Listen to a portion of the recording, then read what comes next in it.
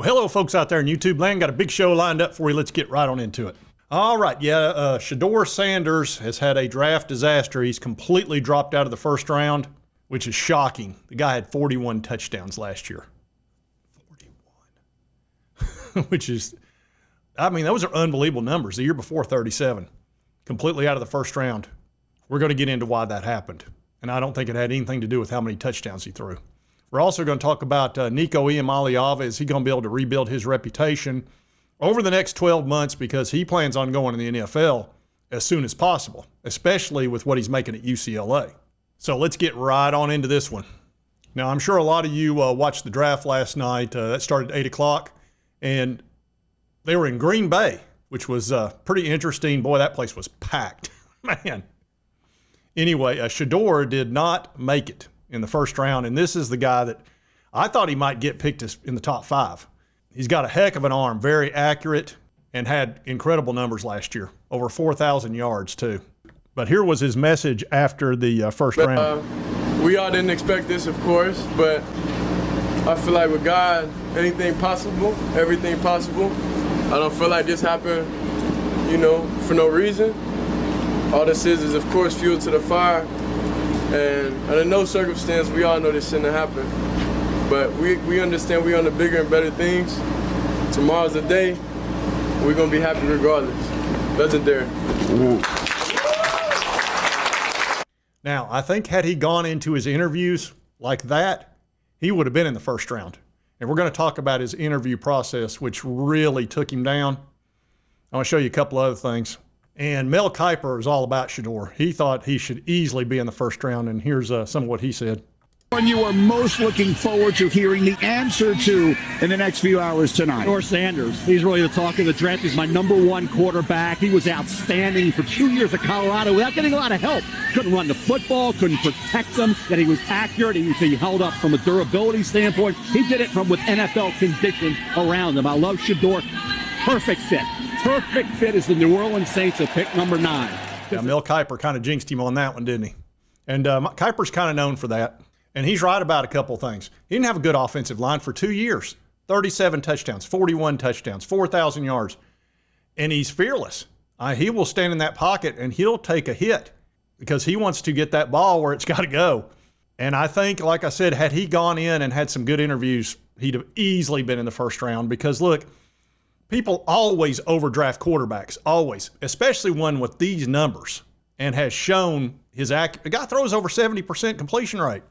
And he's not throwing dink and dunks. But now we're going to get into what caused this. This story talks about the entitled QB, venomous attacks, and worst interview ever behind the surprise NFL draft slide. That's a perfect title. And here's what absolutely killed him. It says, although it will be hard to top what one longtime NFL assistant coach told Tom Policio earlier this week, claiming Sanders was the worst formal interview I've ever been in my life. He's so entitled. He takes unnecessary sacks. He never plays on time. He has horrible body language. He blames teammates. But the biggest thing is he's not that good. I disagree with that last part. Then it talks about another AFC executive. He said, he didn't go great in our interview. He wants to dictate what he's going to do and what's best for him. He makes you feel small. Another AFC coordinator said that when things go wrong, Sanders is quick to blame anybody but himself. He takes a sack, he blames the O-line, the coordinator told Palacio. Another GM said it's going to be different than any other circumstances because of his dad and who his dad is. Then he said, but you'd like to think things will be different once he gets outside of that. I don't think it'll be a problem. The guy wants to be really good. Sometimes you don't overthink it. It's complicated just because of the circumstances. He hasn't helped himself in some of the interviews. And DEION called it all out and called it lies, and quite a bit more, which I'll show you here in a second. Yeah, when you've got GMs and coordinators and all of this telling you that he comes in and dictates the interview, understand he's interviewing to be picked in the most important spot on the entire team. It's as important as the coach almost. And when you go in and you're talking down to people and trying to make them feel small, that's a horrible look. And that ran like wildfire through the entire NFL. those interviews, I mean, it went everywhere. I'm not talking about social media. I'm talking about all through the GMs. Yeah, it was all over X and all over reports and stuff, but believe me, those owners, the GMs, all those folks, they hear that and they're going, man, we're going to have to put our franchise in this guy's hands, and he's going to be very difficult to deal with. And we know that because he pretty much told them that in the interviews as far as his, what that guy said, body language, the way he talked to them, you know, telling them what he needs and what he's going to do. That's not how you go in for a job interview. It's like poison. You know what I mean? It's like taking poison, like rat poison. Now, if he was a wide receiver, a linebacker, a defensive lineman, no problem. You know you're going to have some brash behavior and somebody's going to be feeling good about themselves. You can deal with that. You know, you almost expect it with a wide receiver. You know, those guys are notoriously overconfident, which helps them with the game. But at quarterback, you've got to be able to get along with folks. You've got to be a leader of men, and you can't blame the offensive line, blame the wide receivers, and, you know, if things don't go right, because they'll clam up on you. You know, they just go in a shell. It's like, I'm not playing with this guy if he's going to talk to me like that. I mean, you're talking about some paper-thin, sensitive people. Sensitive. They're used to being, you know, acclaimed and having positive things said to them, not being told, hey, you know, you're not getting your job done. You know, you're ruining me out here. They'll shut down. And then DEION had a lot to say about this, and I'll show you that. He said, I'm flipping the channel today listening. Jackson Dart is special. Shedeur Sanders ain't. Y'all, come on, stop. He said, it's like just because they come from me, people take unsolicited shots at them. That's not fair. Just say you don't like me. Just say you're tired of me winning. You're tired of me being the light. Tired of me being the light. You can kind of see where this came from. Now, DEION has been a good dad. That's obvious.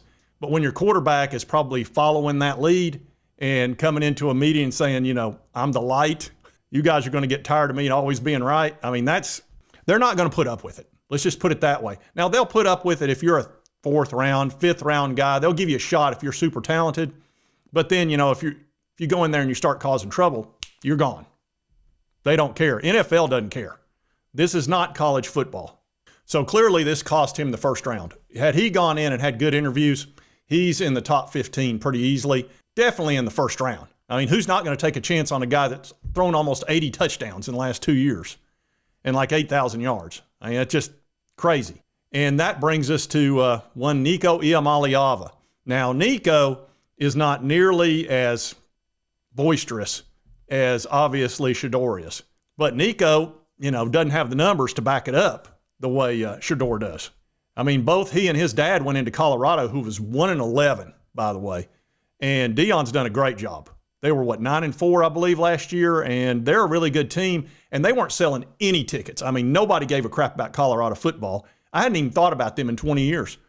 And now everybody's watching their football games. They're selling out their stadium. That's huge money for the university. Whatever they're paying him, like $5 million, that's a great investment. But with DEION, you're going to be dealing with, you know, he's going to square off with news reporters and journalists, which he's done most of the year. And if they criticize him, he's going to come at them twice as hard. And you've seen that over and over in the past. And after this confrontation, Tim McCarver confronted Sanders. Tom is right here. Right now, here you go. I got a real man, you know that? You are a real man, DEION, I'll say that. Yeah. But he's got Colorado football on the up. But it's a double-edged sword, and they're seeing that. You know, it's cost Shedeur a first-round pick, and that cost him a lot of money. And what I can't believe is that somebody didn't trade up into the late part of the first round, because now you don't have that 5th-year option with him. If you go in the first round, you get a 5-year contract with an option on that 5th year. Now, second round, that's not the case. So they must really be concerned about his attitude. And then with Nico, you know, you're talking about a different cat here. He's not really that, you know, standoffish and telling people, you know, this is what I'm going to do and this is who I am. He's much more shy and more reserved. Unfortunately, he had this total disaster here in Knoxville. I mean, it just could not have gone worse. And now everybody in the country thinks, you know, he's a bit of a diva and hard to deal with. And, telling the coach that everything's fine, we're all good, and then 48 hours later, he's in the transfer portal, didn't show up for practice. That's not good, because now GMs, coaches are going to think, can I trust what this guy says? Is he going to BS me? And the dad being involved, just like, they're concerned about DEION being involved with Shedeur. And what happens if, the coach is like, crap, what if they replace me with DEION? Or what if DEION wants to tell me how to run my offense? They don't have time for that. And so I'm sure the NFL is watching Nico, who's super talented. He's got first-round arm talent. It's just, what do you get with him? You're going to have to deal with the team Nico, or are you going to be dealing directly with him?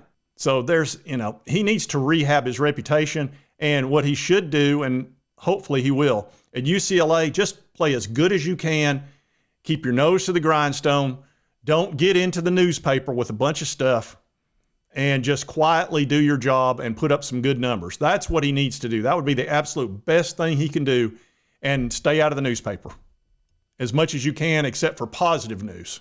And on top of that, he probably shouldn't talk about the Tennessee situation, or talk about it as little as possible, because anything he says is going to get blown up. You can count on it. And there's probably going to be a YouTuber or two that might cover that. This one being one of them. So I just, you hope that Nico doesn't go down this same path as far as having bad. I don't see him having these kind of interviews, though. He doesn't strike me as that type. But Sanders, the interview's creaked him. There's absolutely no question. Now, at Tennessee right now, we're dealing with the transfer portal. We just had a Jacoby Thomas who entered, probably going to be our starting safety. Now, what I'm hearing is there's a possibility he could come back. It's a money issue. So we'll see. We've had that happen with Ricky Gibson, Mike Matthews, and David Sanders. We had to overpay him because Ohio State was up there. They wanted him bad, and Tennessee needed him. And, of course, they were trying to make Nico happy by bringing in David Sanders. That didn't help out. But we got a great tackle out of it. But, unfortunately, I don't think Tennessee's sitting here with a ton of money to spend, even if they wanted to pay the $4 million, which, look, if he had great numbers, they would have paid Nico $4 million. I don't think there's any question. But he just didn't. He had 19 touchdowns. 19. Shedeur had 41. Now, I'm no mathematician, but there's a pretty big difference between 19 and 41. No wonder your ma wanted you to stay out here. Having an education like that at your age. 41 didn't get you drafted because of attitude. That's the only thing kept him out of the first round. But this was Tennessee's money, we believe, last year as far as NIL for football. And as you can see, Tennessee was ranked somewhere around 12th, 13th, 14th. I had to deduce this from a lot of different sources. Finally came in around 14.5. It made sense. This is about probably where we were as far as talent. And you can see Oregon spent like crazy, and then Texas and Notre Dame and Ohio State. It's funny how all four of those teams did really well in the playoff last year. If you got better talent, that's what happens. But we're down here in the second tier, unfortunately. That's just the way that it is. And we're having a few struggles when it comes to getting the money up. And Tennessee's got the support. I mean, we were number one in attendance in football and basketball combined. Nobody had more in their stadiums or in their coliseums than Tennessee. It was incredible. Football averaged over 100,000. Basketball was over 20,000. Women's basketball was up big. So they finished number one. I can tell you what Nico's going to be in front of. About 47,000 is the average at UCLA last year. 47,000 versus over 100. It's just the way it's going to be. They just don't feel they play in the Rose Bowl, I believe. Yeah, they just don't care that much about football over there at UCLA. There's just too many other things going on over there in California. And that might even be a good thing for him. That'd be less pressure on him. But look, everybody's going to have eyes on him. Everybody's going to be watching exactly what Nico does. And again, he just needs to rehab his reputation, and he needs to accept the fact that it's been hurt. I mean, it just has. And you don't want to be in the same situation Shedeur was in last night. Now, whether or not he's going to be a first-round possibility for next year, he'd have to put up great numbers. I don't see him doing 41 touchdowns or probably 30 either. So I don't think he'd be in that spot. But you don't want to go in there and maybe you were a third rounder and you get knocked down to seventh round because you didn't interview well. So, like I said, I think if he'll just keep his nose to the grindstone, he'll be all right, because I think he's actually a pretty good dude. He just got caught up in this whirlwind of bad advice, and it just got out of hand, and he let his emotions. Look, you make a decision based on your emotions, it's almost always wrong. It's just the way that it is. And he got butt hurt because of that leak, which he should have just gone into the coach and said, look, let's just put this to bed, and I'm going to play football. At $2.4 million is good enough. I had 19 touchdowns. That's more than good enough. And next year, if I play well, you can give me $5 million, or I'll go to the NFL. Either way, you're fine. But that's not, look, emotions are over here doing this, and emotions want to do things now. Ooh, oh, somebody leaked on me. Who do I trust? Oh, I'm going to get you. I'm going to fix them. Don't listen to this idiot. See, that's an idiot. Don't listen to that. Listen to the calm one over here. Tennessee's been good to you. The fan base has been incredible. Don't pull a Lane Kiffin. Nobody likes Lane Kiffin. Don't be that guy. Ooh, what are you doing? Listen to them. Tennessee was wrong. They were wrong what they did. Anyway, the things I do on YouTube. That's what's going on. Wanted to talk about the Sanders things. Wanted to talk about Nico. And Tennessee, hopefully they'll keep this Jacoby Thomas guy. I think he's a starter. I really do. And pretty soon it's going to be Joey Aguilar's team. Or maybe Merklinger's. You never know. And if you like this content, be sure to hit that like button. Let's continue to cover all these big college sports stories. If you've not subscribed, boom, boom, boom, hit this little button right here. Listen to your emotions. Hit that button. Okay. Went back to the well too many times. And right over here's the most recent video YouTube thinks you'll enjoy. We'll see you next time on Sports Talk J. In case I don't see ya, good afternoon, good evening, and good night.